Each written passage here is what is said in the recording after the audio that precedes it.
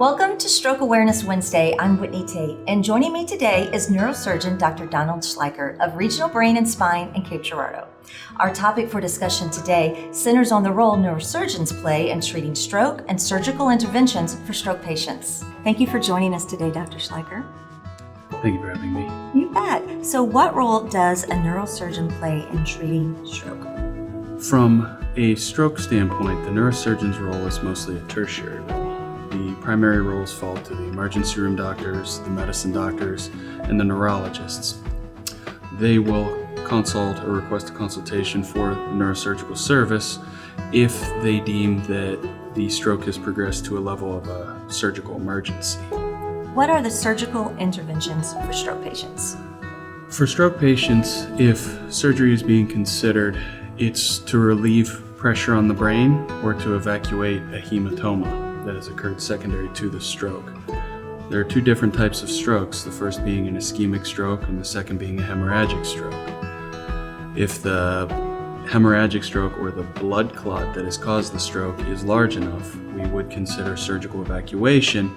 If a patient is having a compromised neurological exam, then we would consider decompression.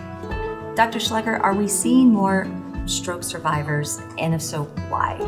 I do believe we are seeing more stroke survivors. I believe that the morbidity and mortality associated with strokes has significantly decreased, and I believe that to be a multifactorial cause. It can be caused by the improvements in the medications we administer. It can be caused by the improvements of the surgical techniques or the endovascular techniques that are utilized. It can also be attributed to the general improvement in medical care that we have seen. I feel that the largest improvement of stroke mortality has been the general public's education in recognizing stroke symptoms and getting them to the most appropriate care center in rapid fashion. Can medications be used to help prevent stroke? It depends on the etiology of the stroke. If the stroke is caused by a hypertensive episode, then the antihypertensives that your primary care physician provides will be instrumental at lowering the risk of having a stroke. If the stroke is from a cardiac manifestation, such as atrial fibrillation, anticoagulation can decrease the risk of the heart tissue forming a clot and throwing that up to cause a stroke.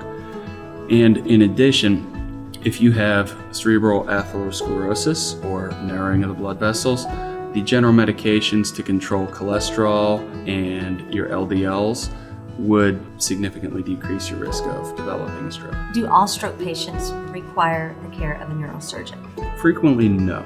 If it is an ischemic stroke that has minimal symptoms, oftentimes a neurosurgeon is not called or consulted. At Southeast Hospital, anytime there is a hemorrhagic stroke or blood on the brain, the neurosurgery service is on board, and we will follow until we deem that the blood is stable and doesn't require surgical intervention.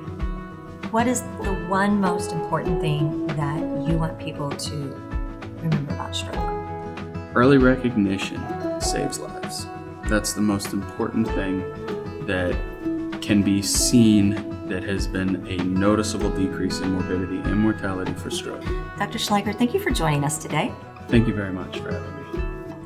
And thank you for watching Stroke Awareness Wednesday. Please visit SoutheastHEALTH.org for more information about topics like this or to find a provider or schedule an appointment. Stay healthy and stay safe.